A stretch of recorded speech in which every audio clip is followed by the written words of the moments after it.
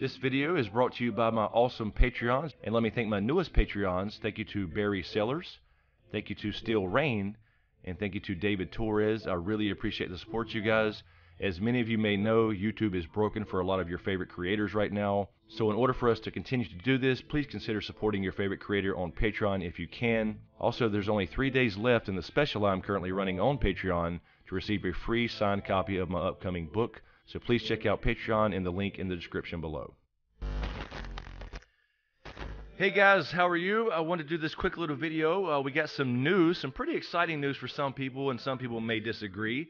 But I got to say a little bit of an I told you so. I did a video on this a couple months ago, or I guess about a month ago, when the whole deal with Spider-Man and the MCU and all that was going on in Sony versus Marvel and Disney, etc. But today we got some news, just a couple hours ago actually, that Spider-Man is now returning, or I should say he never really left the MCU. And I called this. I said that this was a lot of corporate grandstanding between these two companies, but they have now come to an official deal and announced it. So let's jump right in and check out this little article here as far as what we have here on The Hollywood Reporter. Spider-Man shocker, Disney, Sony striking a deal for one more movie. So there are not a lot of details. We'll get on here to what Kevin Feige had to say, the head of Marvel.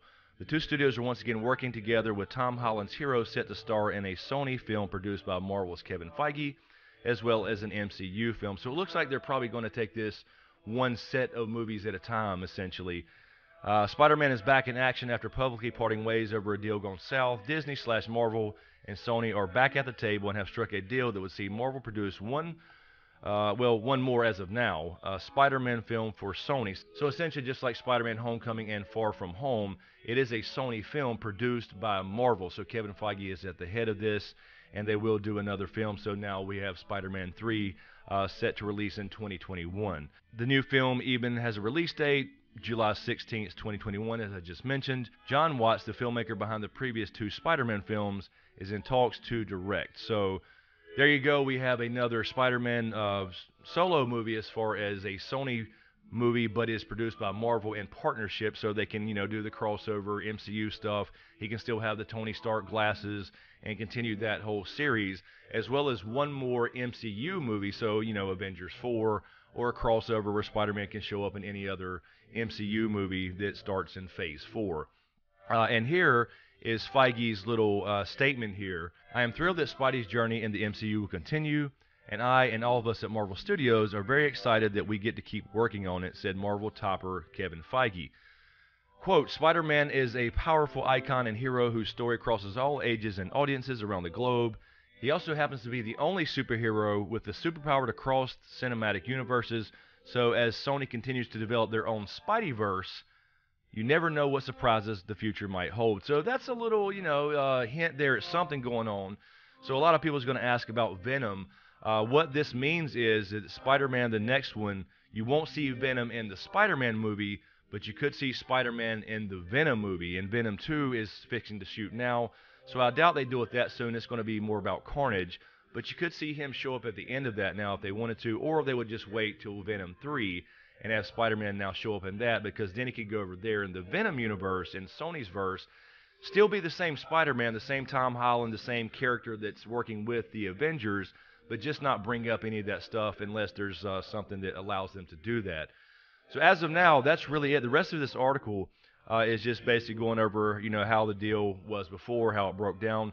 They didn't release any real details. I think the only detail released was basically, to my understanding, that that Sony accepted what Marvel had originally offered the first time they came back to the table, where Marvel will fund 25% of the Sony movie and produce it, Kevin Feige again being the head of that, as well as take in all merchandising. So this is something Sony really couldn't turn down, in my opinion.